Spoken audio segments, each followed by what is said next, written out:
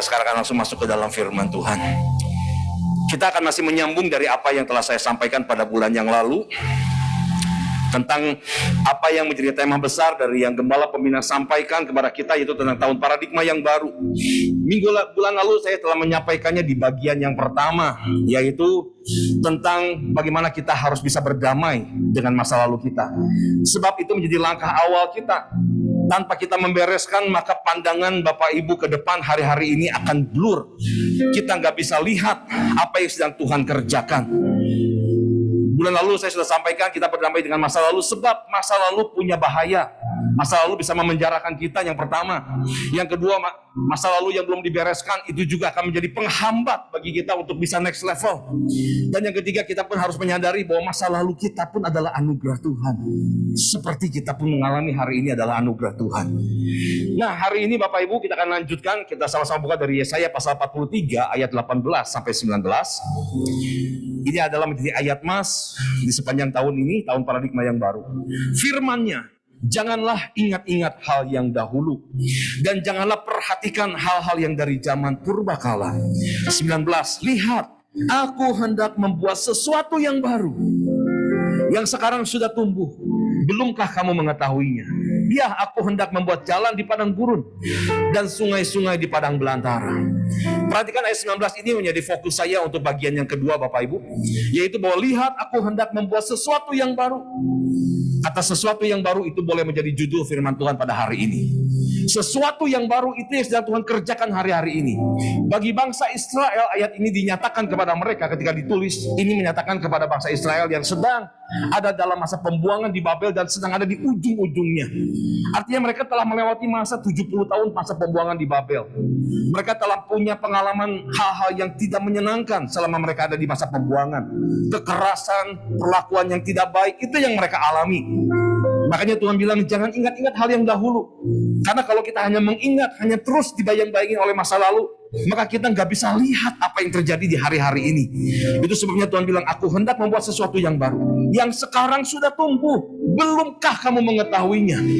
Ada sesuatu yang menghambat untuk kita bisa mengetahui apa yang sedang Tuhan lakukan pada hari-hari ini. Jika kita tidak beres dengan masa lalu kita. Itu yang saya sampaikan di bulan yang lalu. Nah Bapak Ibu, yang menjadi kendala adalah begini. Apa yang Tuhan lakukan hari-hari ini dengan sesuatu yang baru, itu seringkali tidak sama dengan apa yang ada di dalam pikirannya kita. Idenya Tuhan itu tidak sama dengan idenya kita. Caranya Tuhan itu tidak sama dengan caranya kita. Jalan yang Tuhan pilihkan itu tidak sesuai dengan apa yang kita harapkan. Jalan yang terbuka yang kita harapkan tidak sesuai. Nah, konflik disinilah antara kehendak Tuhan dan kehendak kita, antara pikirannya Tuhan dan pikirannya kita, yang membuat kita nggak bisa melihat dengan jelas dan kita tidak bisa melihat pemulihan terjadi dalam hidup kita ini. Tuhan hari-hari ini yang saya tangkap lewat apa yang Gembala Pembina sampaikan, saya menangkap dengan kuat begini Bapak Ibu, bahwa Tuhan itu hendak memulihkan umatnya.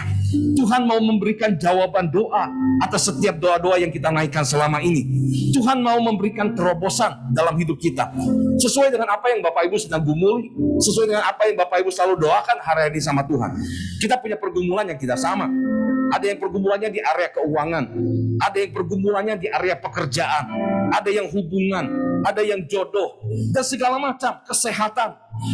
Tetapi pada prinsipnya Tuhan mau jawab doa itu. Tuhan mau kasih pemulihan itu, tapi dengan caranya Tuhan, bukan dengan caranya kita. Ada sesuatu yang baru yang Tuhan mau nyatakan. Ayat 19 bilang, ini yang Tuhan nyatakan buat bangsa Israel. Memang bukan untuk kita. Aku hendak membuat jalan di padang gurun dan sungai-sungai di padang belantara. Tetapi idenya itu yang harus kita tangkap Bapak Ibu. Itu adalah sesuatu yang betul-betul baru pada masa itu pun bagi bangsa Israel. Nah, di Alkitab ada beberapa kisah yang bisa menggambarkan apa yang sedang saya mau coba sampaikan. Kisah yang pertama adalah tentang Panglima Naaman. Panglima Naaman yang kena sakit kusta Bapak Ibu. Ketika akhirnya dia bisa bertemu dengan Nabi Elisa. Dan dia berharap dia menerima kesembuhan dengan caranya dia. Tapi ternyata Nabi Elisa punya cara yang berbeda yang Tuhan kasih tahu kepadanya untuk bisa mendatangkan kesembuhan. Nah, saya ajak Bapak Ibu lihat sebentar dari 2 Raja pasal 5 ayat 10 sampai 12. 2 Raja 5 ayat 10 sampai 12. Gak usah dibuka, dengarkan saja. Elisa menyuruh seorang suruhan kepadanya, mengatakan begini, pergilah, mandi 7 kali dalam sungai Yordan, maka tubuhmu akan pulih kembali, sehingga engkau menjadi tahir.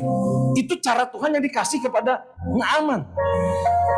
Bahwa Naaman ini disuruh pergi mandi 7 kali di sungai Yordan, maka dia akan tahir. Nah, rupanya idenya Tuhan ini enggak klop, enggak sesuai dengan apa yang ada di dalam pikirannya Naaman. Di ayat berikutnya dikatakan, tetapi pergilah Naaman dengan gusar sambil berkata, aku sangka, perhatiin apa yang ada dalam pikirannya. Aku sangka bahwa setidak-tidaknya ia datang keluar dan berdiri memanggil nama Tuhan Allahnya, lalu menggerak-gerakkan tangannya di atas tempat penyakit itu, dan dengan demikian menyembuhkan penyakit kustaku. Dan perhatikan Bapak Ibu, pemikirannya Naaman, setidaknya Nabi Elisa ini keluar, dia berdiri di hadapan Tuhan, dia berdoa, dan dia tumpang tangan. Itu pemikirannya. Kesembuhan yang menurut Naaman bisa terjadi lewat cara seperti itu. Tapi caranya Tuhan berbeda. Naaman disuruh pergi ke sungai Yordan, mandi 7 kali di sana, dan dia akan tahir. Lalu dia berkata lagi begini, bukankah Abana dan Parpar, sungai-sungai Damsik, lebih baik dari sungai di Israel, daripada sungai Yordan maksudnya? Bukankah aku dapat mandi di sana dan menjadi tahir? Kemudian berpalinglah ia dan pergi dengan panas hati. Bisa kita bayangkan seandainya Panglima Naaman ini larut dalam panas hatinya, sehingga dia tidak mau melakukan apa yang dimintakan oleh Nabi Elisa. Tidak akan ada kesembuhan. Sampai matinya dia akan bawa sakit kusta itu. Betul nggak Bapak Ibu? Ini adalah yang saya maksudkan seperti ini, yang Tuhan akan kerjakan ke dalam hidup Bapak Ibu. Seperti Tuhan akan memulihkan Panglima Naaman, tapi dengan caranya Tuhan, dengan jalannya Tuhan, dengan metodenya Tuhan, bukan metodenya kita. Tapi seringkali kita punya pemikiran sendiri, bagaimana supaya kita bisa pulih. Nah, kita perlu masuk ke dalam jalannya Tuhan Bapak Ibu. Kemudian kisah berikutnya, ketika bangsa Israel, waktu Tuhan mau bawa mereka masuk ke tanah perjanjian, kota pertama yang mereka hadapi adalah kota Yeriko. Nah, orang di kota Yeriko ini, mereka ketakutan sama orang Israel yang akan datang menuju kepada mereka. Karena mereka sudah mendengar bagaimana Tuhan menyertai orang-orang Israel ini, bagaimana tanda-tanda ajaib yang dilakukan oleh Tuhan kepada mereka, sehingga mereka bisa menyeberang sungai Yordan dengan di atas tanah yang kering, sungainya terbelah seperti itu. Akibatnya karena mereka takut, mereka menutup pintu gerbangnya. Bapak Ibu bisa bayangkan, tembok Yeriko atau bentengnya ini begitu kokoh. Jalan masuk satu-satunya hanya lewat gerbang, tapi gerbang itu ditutup. Sedangkan temboknya itu sangat kuat, dengan tinggi 9 meter, lebarnya itu 6 meter, berlapis 2. Nggak mungkin bisa diterobos tembok tersebut Bapak Ibu. Sehingga jalan satu-satunya masuk ya hanya lewat pintu gerbang yang sekarang sudah tertutup. Tapi bagaimana mereka bisa memenangkan, bisa menguasai kota Yeriko itu? Nah, kembali Tuhan memberikan idenya kepada bangsa Israel, yaitu mereka harus mengitari kota Yeriko itu selama 7 hari, dan setiap hari hanya 1 kali. Tapi pada hari yang ke-7 mereka harus mengitari itu sebanyak 7 kali. Dan selama mereka mengitari, mereka nggak boleh bersuara. Mereka harus diam. Sekalipun mereka diejek, sekalipun mereka mungkin terpancing emosinya, tapi mereka harus tetap diam. Tapi pada putaran yang terakhir, yaitu pada putaran yang ke-13 artinya ya, karena itu terjadi di 13 kali putaran. Di putaran yang ke-13 yang terakhir, ketika sangkakala dibunyikan, mereka harus berteriak. Dan disitulah Tuhan bekerja, tembok itu runtuh. Tapi perhatikan kembali Bapak Ibu, bahwa menurut pikiran orang pada umumnya, kalau mau berperang bukan cara seperti itu. Mana ada orang berperang lalu hanya berputar-putar mengelilingi kota. Itu kan idenya Tuhan. Idenya kita sebagai manusia, kalau mau berperang kita harus mempersiapkan tentara yang kuat, peralatan perlengkap senjata yang bagus. Itu adalah persiapan peperangan. Tapi caranya Tuhan bukan seperti itu. Mengitarinya sebanyak 13 kali selama 7 hari, setiap hari 1 kali, dan pada hari ke-7 7 kali. Dan kita bisa lihat, kalau seandainya pada saat itu orang Israel pun tidak mau mengikuti metodenya Tuhan, kota Yeriko tidak pernah bisa direbut oleh mereka. Nah, seperti itulah yang dimaksud dengan sesuatu yang baru. Seperti Tuhan memulihkan Naaman dengan caranya Tuhan, seperti Tuhan memberi kemenangan kepada orang Israel terhadap tembok Yeriko, demikian juga Tuhan hari-hari ini akan memberikan sesuatu yang baru itu pada kita. Memberikan jawaban doanya, memberikan pemulihan, memberikan kesembuhan, memberikan jawaban doa atas apa yang selama ini kita kumpulkan sama Tuhan. Nah, kita sudah tangkap Bapak Ibu, maknanya adalah seperti itu. Apa yang perlu menjadi bagian kita kalau begitu dalam menghadapi sesuatu yang baru yang akan Tuhan lakukan. Karena tadi kita lihat bahwa ternyata tidak mudah untuk orang bisa segera percaya Bapak Ibu. Untuk orang bisa segera menerima sesuatu yang baru yang Tuhan sedang siapkan itu, ya. Nah, kita akan lihat apa sih yang menjadi bagian kita. Yang pertama, sikap kita. Kita harus terbuka pada hal yang baru. Yang pertama Bapak Ibu, kita harus terbuka pada hal yang baru. Kenapa saya dijadikan ini sebagai poin yang pertama? Karena pada umumnya orang, kebanyakan orang, termasuk saya dulu, kita ini adalah orang-orang yang tidak terbuka sama hal-hal yang baru. Karena sesuatu yang baru pasti akan menuntun kita kepada perubahan. Nah, kita nggak suka dengan perubahan Bapak Ibu. Orang lebih banyak cenderung sesuatu yang sudah dapat terukur, sesuatu yang sudah dapat kita bisa lihat. Perubahan itu tidak dapat kita ukur. Resikonya seperti apa nanti? Ada kemungkinan kita gagal, ada. Ada kemungkinan kita bisa salah, bisa. Ada kemungkinan kita bisa kalah, juga bisa. Jadi ada sesuatu yang resiko yang tidak bisa kita duga, yang tidak pernah bisa terukur. Biasanya orang lebih baik cari yang aman, yang masih bisa kita ukur. Makanya orang gak terlalu suka dengan perubahan. Coba saja Bapak Ibu, kita cek aja diri kita sendiri saja Bapak Ibu. Kira-kira kalau kita datang ibadah di ruangan ini, apakah Bapak Ibu biasa duduk di tempat yang sama enggak? Apakah saya, coba Bapak Ibu pikir, apakah saya setiap minggu ibadah duduknya di tempat ini enggak? Kira-kira begitu. Dan coba mulai tengok juga kiri kanan kita, apakah jangan-jangan orang yang sama juga yang duduk di sebelah saya ini? Itu hanya gambaran saja Bapak Ibu, hanya gambaran saja. Seandainya itu memang iya terjadi, ya itu berarti menunjukkan hanya sebuah cerminan saja bahwa memang kita pada umumnya nggak suka ada perubahan. Tapi masalahnya, kita siap atau tidak siap dalam hidup ini, perubahan itu pasti akan terjadi. Sebab Bapak Ibu punya Tuhan, Tuhan kita ini adalah bukan Tuhan yang statis, bukan Tuhan yang pasif Bapak Ibu. Tapi Tuhan kita adalah Tuhan yang dinamis, Allah yang progresif, Allah yang bergerak, yang menuntun umatnya kepada kemajuan, kepada tingkatan yang semakin lebih tinggi, kepada kematangan. Itu adalah sifatnya Tuhan Bapak Ibu. Dan untuk bisa mengarah ke sana, tentu kita harus siap untuk diubahkan. Karena tanpa perubahan itu semua tidak akan terjadi. Kalau kita memilih untuk tidak berubah, maka kita akan stagnasi. Ya stagnasi, tidak ada perubahan apa-apa. Memang nampaknya kayak aman, kayak nyaman, semuanya masih terukur karena tidak ada perubahan. Tapi stagnasi bukan berarti baik. Oleh karena itu Tuhan mau bawa kita terus maju, terus bergerak kepada perkembangan, semakin lebih kuat, semakin lebih dewasa. Dan semuanya itu menuntut sebuah sikap yang siap untuk dirubah. Nah, maka dari itu Bapak Ibu dan saya, karena kita melihat bahwa perubahan itu adalah hal yang pasti, perubahan itu adalah hal yang pasti akan kita hadapi, siap atau tidak siap, maka lebih baik kita punya hati yang terbuka Bapak Ibu. Artinya hati kita ini siap dengan semua perubahan. Apalagi sudah jelas tadi bahwa ayat-ayat ini, Tuhan itu sedang menuntun kita kepada sesuatu yang baru. Sesuatu yang baru pasti erat hubungannya dengan yang namanya perubahan. Erat hubungannya. Kalau kita mau sesuatu yang baru, berarti kita harus siap berubah. Dan perubahan kita akan membawa kita kepada hal yang baru tadi. Itu sudah pasti. Masalahnya ada di kita berarti.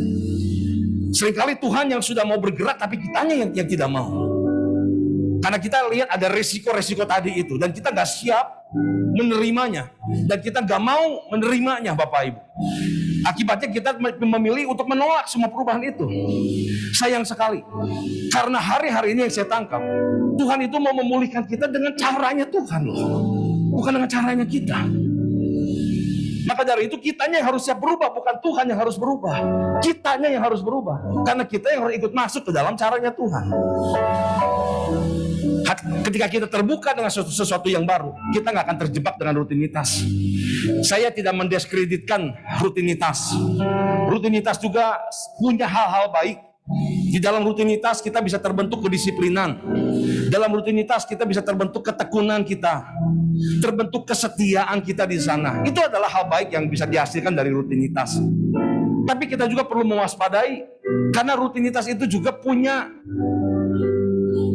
yang namanya daerah yang bisa menjebak kita, punya lubang yang berbahaya bagi kita, yang namanya zona kenyamanan di sana, Bapak Ibu. Dan Tuhan mau kita tidak terjebak di area tersebut. Karena waktu Bapak Ibu terjebak di zona kenyamanan kita sudah tidak mau lagi bergerak. Kita sudah tidak lagi mengikuti apa yang menjadi janjinya Tuhan bagi kita. Kita sudah tidak mau lagi mengikutinya. Nah Bapak Ibu, saya punya pengalaman ini karena saya dulu adalah orang yang takut dengan perubahan. Satu kali waktu di tahun 2011 akhir, jadi kejadiannya udah 11 tahun yang lalu. Itu adalah kali pertama kami sekeluarga berangkat ke Israel lewat Mesir menuju tanah perjanjiannya. Jadi napak tilasnya perjalanan bangsa Israel keluar dari Mesir. Nah ketika kami akan berangkat, kami sudah diinformasikan, nanti di Mesir kita akan mampir di Gunung Sinai. Waktu perjalanan Gunung Sinai ini kita akan berangkat di pagi-pagi sekali, di dini hari lah. Jam 3 pagi kita akan, bukan jam 3 pagi, jam 1 pagi itu. Jadi saya ingat jam 12 malam kita bangun, jam 1 pagi kita sudah harus berangkat. Nah jadi jam 1 malam kita akan berangkat perjalanan Gunung Sinai, dan itu kan gelap sekali, daerah yang asing, daerah yang baru. Tapi dipesankan kepada setiap kami pesertanya, jangan nyalakan lampu senter ketika kami naik di atas onta, Bapak Ibu. Karena mata onta ini sensitif melihat cahaya, sehingga waktu dia kena cahaya dia malah jadi akan marah, dan dia bisa bawa kita jadi ngawur begitu. Maka dari itu kita dianjurkan untuk diam saja di atas onta dan mempercayakan diri kita sama unta, Bapak Ibu. Dia mau bawa kita kemana. Tapi sudah pasti unta ini tahu jalannya, dan dia akan bawa kita sampai di poolnya di atas gitu. Masalahnya bagi saya saat itu ya saya kepikir tiba-tiba, waduh ini jadi ganjelan buat saya. Karena saya pergi bukan sendiri. Saya pergi dengan istri dan anak saya yang masih kecil pada saat itu. Sehingga yang saya khawatirkan adalah mereka, aduh nanti dalam kondisi gelap begitu, saya nggak tahu kondisi mereka ada di mana, dan itu harus terpisah di daerah yang asing. Pokoknya singkat cerita jadi ganjalan hati saya lah Bapak Ibu.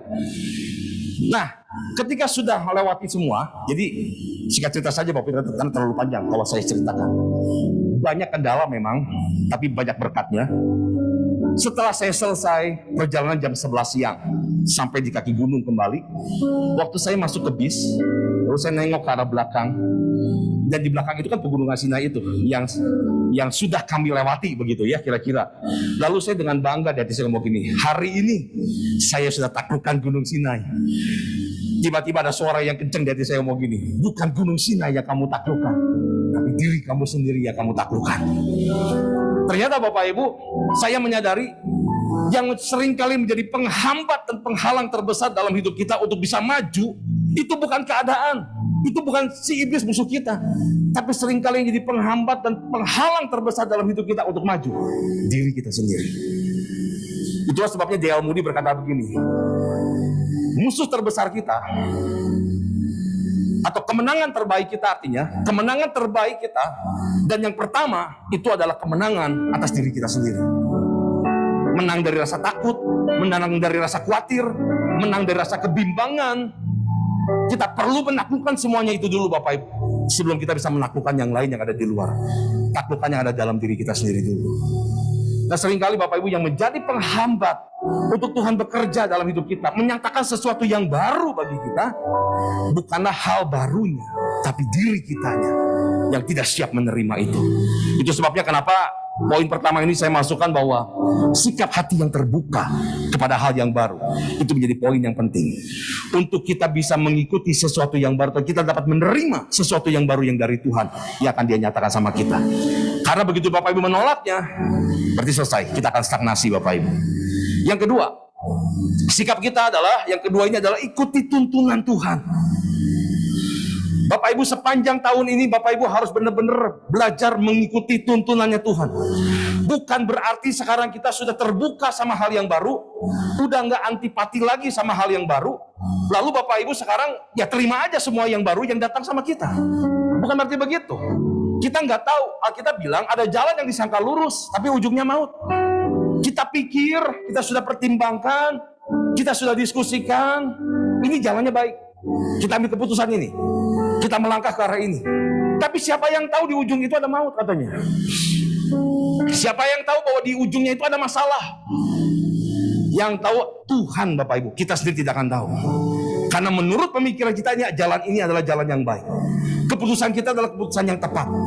Maka dari itu kita betul-betul perlu minta tuntunan Tuhan. Mana yang Tuhan mau supaya kita masuk ke dalamnya dan melaluinya. Bukan semua jalan yang terbuka yang ada di hadapan kita, kita lewatin semuanya.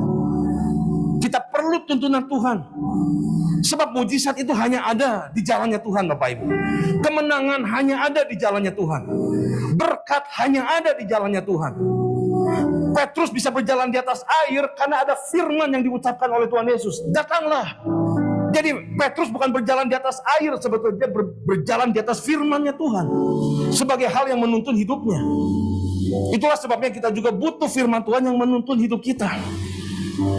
Apa yang menurut Bapak Ibu tidak mungkin, menjadi mungkin waktu kita berjalan di dalam jalannya Tuhan.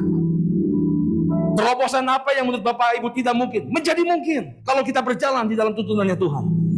Kesembuhan apa yang menurut Bapak Ibu sudah tidak mungkin, itu menjadi mungkin waktu kita mengikuti tuntunannya Tuhan. Amin Bapak Ibu.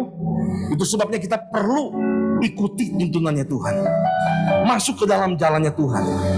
Jalan Tuhan bukan jalannya kita. Alkitab bilang gitu. Rancangan Tuhan bukan rancangannya kita. Setinggi langit Alkitab bilang jauhnya dari antara jalan Tuhan dengan jalannya kita. Antara rancangannya Tuhan dengan rancangannya kita. Maka dari itu kita yang mesti masuk ke dalam jalan Tuhan. Bukan Tuhan yang masuk ke dalam jalan kita. Ini yang sudah jadi prinsip saya sangat lama Bapak Ibu. Kalau saya berdoa dan saya berpuasa, bukan berarti saya sedang paksa Tuhan masuk ke dalam jalan saya. Bukan berarti saya sedang memaksa Tuhan untuk mensahkan atau melegalkan, mengizinkan jalan yang sedang saya buka ini, bukan. Tapi justru supaya saya menyadari dan saya punya ketekatan dalam hati yang masuk ke dalam jalan Tuhan, bukan sebaliknya. Oleh karena itu Bapak Ibu dan saya perlu perhatikan baik-baik, ikuti tuntunannya. Yang ketiga, yang terakhir, itu adalah intim dengan Tuhan.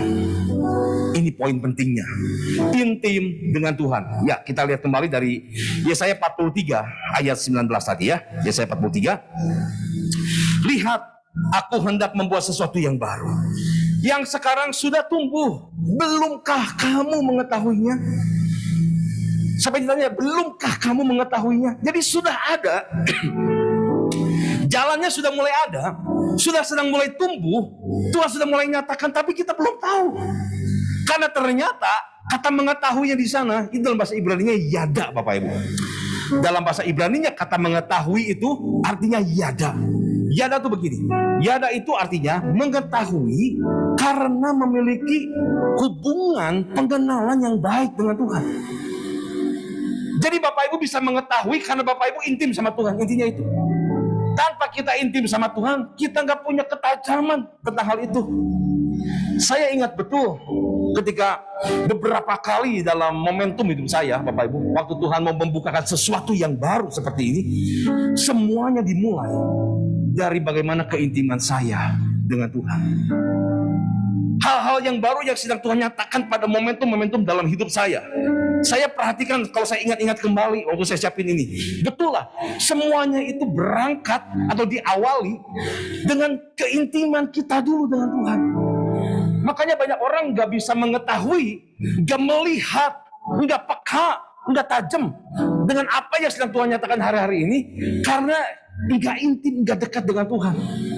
Pengenalan dengan Tuhannya hanya selewat saja. Saya dorong Bapak Ibu semua, ayo hari-hari ini lebih dekat sama Tuhan. Masa pandemi jangan membuat semakin menjauh.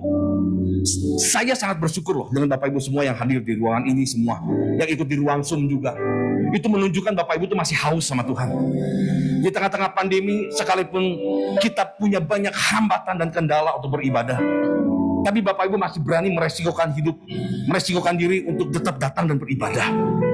Itu menunjukkan satu tingkat hati yang rindu sama Tuhan. Tapi saya mau dorong Bapak Ibu, ayo jangan berhenti sampai di situ. Itu sudah langkah awal yang baik. Tapi lebih lagi sama Tuhan. Saya ingat bagaimana dulu ketika saya sedang mengalami masa-masa ini. Nanti saya akan kisahkan sebentar Bapak Ibu ya. Dimana saat itu tuh kami benar-benar mesbah keluarga terus setiap hari. Berdoa bangun subuh-subuh dulu jam 4 pagi. Saya sudah ambil gitar, istri saya bangunin, ayo kita doa sama-sama. Tiap hari itu yang kami lakukan. Satu kali waktu Bapak Ibu di tahun 99 akhir, itu adalah hari 99 Desember itu adalah hari terakhir saya kerja. Karena perusahaan kontraktor di mana saya kerja itu harus tutup karena waktu itu kan krisis moneter. Semuanya pada tutup Bapak Ibu, termasuk tempat saya bekerja. Sehingga mulai masuk tahun 2000 itu saya harus mulai kerja sendiri. Dan saya mulai kerja cari proyek. Saya mulai bangunin bangunan-bangunannya orang. Terus berjalan. Nah, tahun 2004 ketika saya sudah punya modal, saya mulai beli tanah sendiri, bangun sendiri. Jadi di samping ada proyek dari orang, saya punya proyek sendiri. Dan saya mulai jual seperti itu. Tapi di tahun 2005 ketika properti ini sudah jadi dan bisa siap dijual, saya sudah berdoa Bapak Ibu, saya sudah puasa untuk itu, tapi gak ada jalan terbuka. Berjalan berbulan-bulan seperti itu cukup lama, sampai akhirnya istri saya punya ide begini. Dia ngajak saya, yuk udah kita usaha yang lain saja. Dia punya ide ini, dia mau jualan tas. Dan tas itu saya tanya, berapa untungnya? Untungnya satu tas itu 500 perak Bapak Ibu.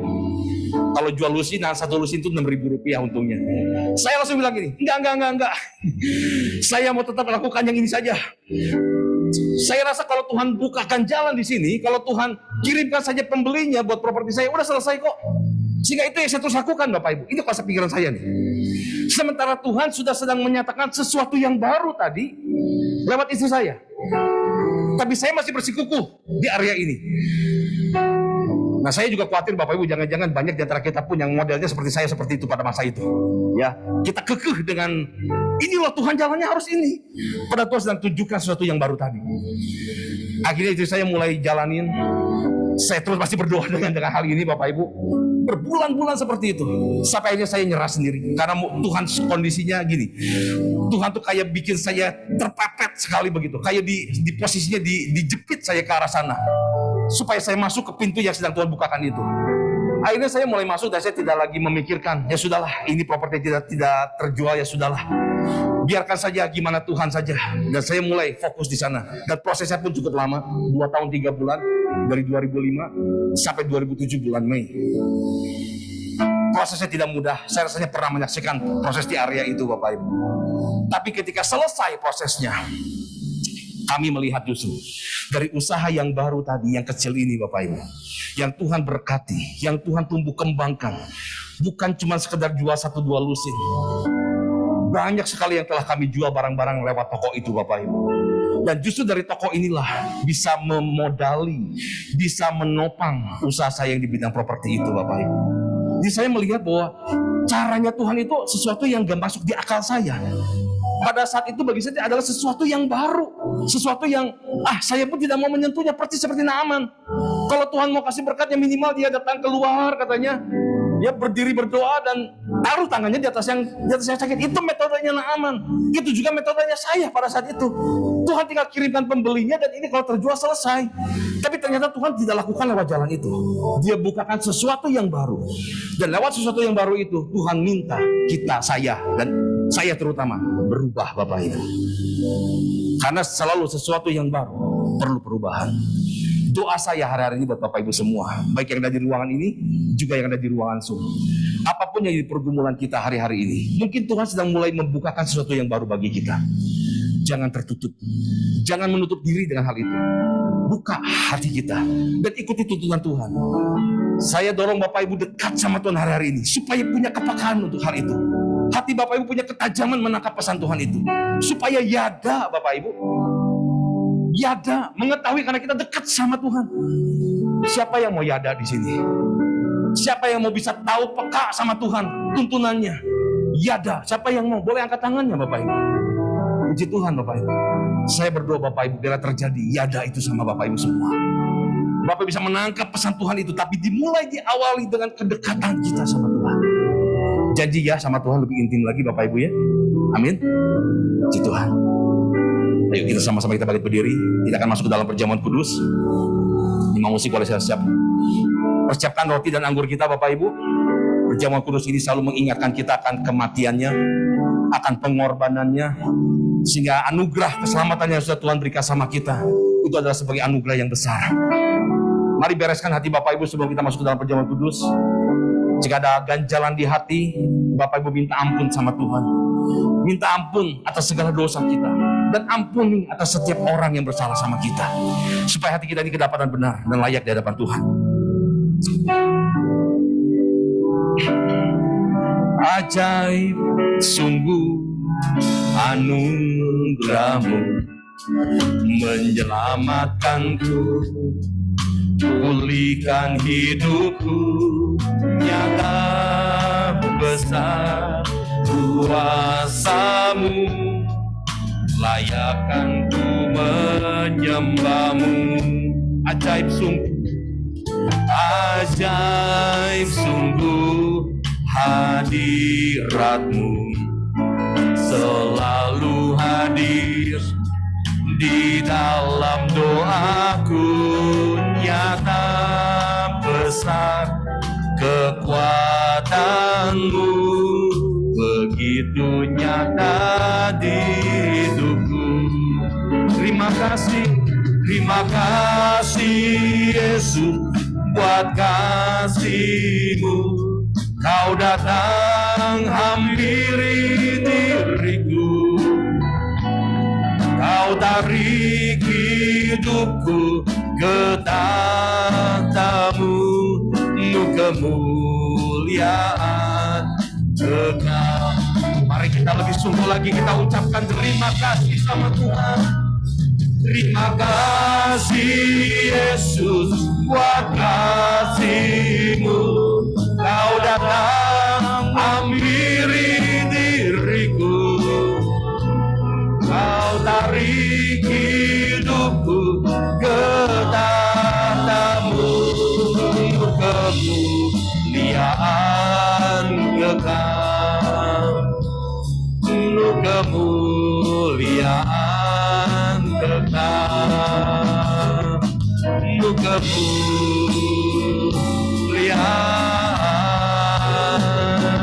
kekal. Haleluya. Oh Ramaya Shandala malam Kiana Lamaya Se Ramala malam. Oh Ramaya Shandala malam. Terima kasih Tuhan, kami mengucap syukur. Oh terima kasih Bapa. Haleluya. Terima kasih Bapa. Kami mengucap syukur ya Tuhan, kalau pada siang hari ini datang di hadapan Tuhan, kami mau bereskan hati kami. Ampuni kami ya Tuhan atas segala dosa kesalahan kami. Ampuni kami Tuhan, ampuni, supaya kami layak berkenan masuk dalam perjamuan yang kudus ini. Biarlah perkenanan Tuhan turun atas hidup kami. Kami juga mau ngampuni orang-orang yang bersalah sama kami. Biarlah supaya hati kami ini bersih, hati kami ini beres. Ramaya sekian alamaya syandala. Kuduskan kami, layakkan kami untuk kami boleh menerima perjamuan kudus ini. Kami akan masuk dalam perjamuan kudus ini dalam nama Tuhan Yesus. Terima kasih Tuhan. Mari Bapak Ibu kita siapkan roti kita. Sebab itu apa yang telah kuteruskan kepadamu telah aku terima dari Tuhan, yaitu bahwa Tuhan Yesus pada malam waktu ia diserahkan mengambil roti. Mari kita angkat roti di tangan kanan kita tinggi-tinggi. Dan sesudah itu ia mengucap syukur atasnya, ia memecah-mecahkannya dan berkata, inilah tubuhku yang diserahkan bagi kamu. Perbuatlah ini menjadi peringatan akan aku. Bukankah roti yang kita pecah-pecahkan adalah persekutuan dengan tubuh Kristus? Mari kita makan di dalam nama Tuhan Yesus.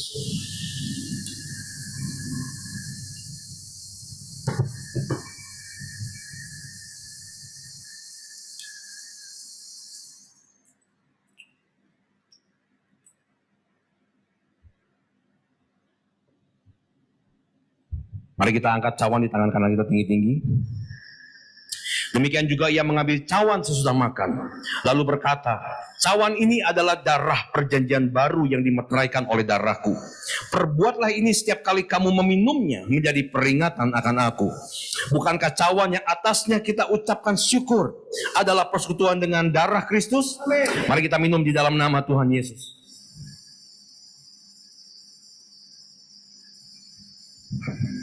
Ucapkan syukur Bapak Ibu.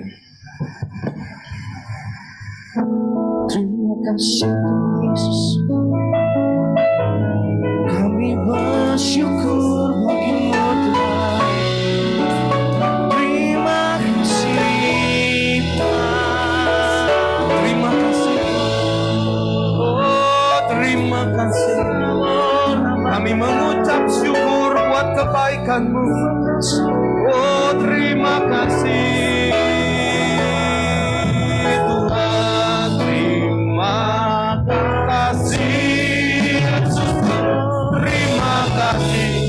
Yesusku, puji syukur hanya bagi Tuhanku. Terima kasih Yesus, terima kasih Yesusku, puji syukur hanya bagi Tuhanku. Puji dan syukur, puji syukur hanya bagi Tuhanku. Puji syukur hanya bagi Yesus.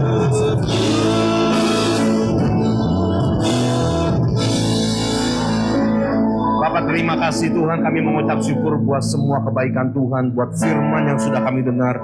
Kami percaya Tuhan Allah Roh Kudus akan terus mampukan kami, untuk kami boleh memahami dan mengerti apa yang telah kami dengar pada pemberitaan firman hari ini. Dan mampukan kami ketika Tuhan tuntun kami kepada perubahan demi perubahan, kepada sesuatu yang baru yang sedang Tuhan nyatakan bagi kami. Tuntun kami untuk kami dapat masuk ke area tersebut, dan kami akan melihat pemulihan, kami akan lihat mujizat di sana, kami akan lihat berkat Tuhan, kami akan menyaksikan jawaban doa atas setiap apa yang kami doakan hari-hari ini, dan kami akan lihat pemulihan dan terobosan dalam kehidupan kami.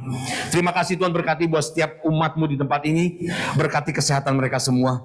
Terlebih di gelombang ketiga ini Tuhan, hamba-Mu berdoa, hamba-Mu minta tutup bungkus dengan darah Yesus. Amin. Sehingga mereka semua dalam perlindungan Tuhan yang sempurna. Berkati setiap usaha pekerjaannya Tuhan.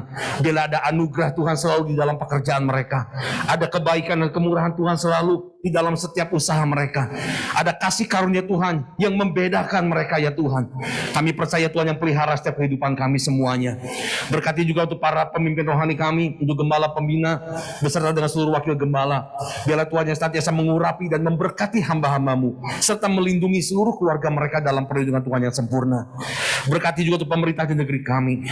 Biarlah kiranya pemerintahan negeri kami terus diberikan hati yang bijaksana dan keputusan-keputusan yang tepat untuk dapat mengatasi pandemi di negeri kami ini. Dan kami percaya negeri ini akan terus nantiasa dibawa oleh Tuhan kepada pemulihan dan kepada kemajuannya ya Tuhan. Terima kasih ya Bapak, dan nanti sebentar kami pulang, kami juga akan bawa persembahan kami. Biarlah kiranya baik persembahan secara visual, virtual, ataupun juga persembahan secara fisik, Tuhan yang memberkatinya. Karena kami percaya bahwa semua berkat itu pun datangnya dari Tuhan. Berkat itu hamba-hamba-Mu di gereja ini yang mengelola persembahan. Biarlah semuanya Tuhan dipakai untuk kemuliaan bagi nama Tuhan. Kami akan pulang, kami akan terima berkat Tuhan. Kami mengangkat kedua tangan kami, membuka hati kami.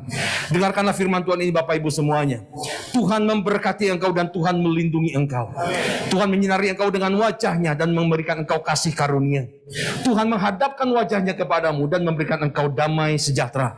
Terimalah berkat dari Allah Bapa, kasih yang sempurna dari Tuhan Yesus Kristus, persekutuan yang manis, penghiburan dan pengurapan yang baru dari Allah Roh Kudus, mulai hari ini sampai Tuhan Yesus datang untuk kali yang kedua, bahkan sampai selama-lamanya.